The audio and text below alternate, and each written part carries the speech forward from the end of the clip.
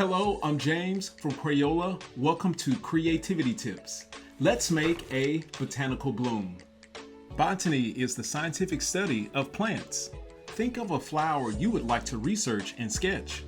I am drawing a cosmos, which is a colorful daisy-like flower. They attract pollinators such as bees, birds, and butterflies. When finished sketching, lightly color your flower.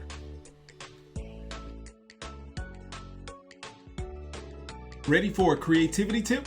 Add tonal values to your flower using the stippling technique.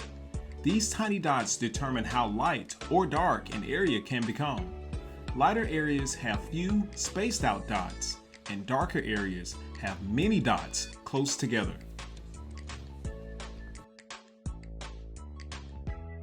Parents and teachers, share young artists' creations on social media. Thank you for letting your ideas shine today and stay colorful with creativity tips.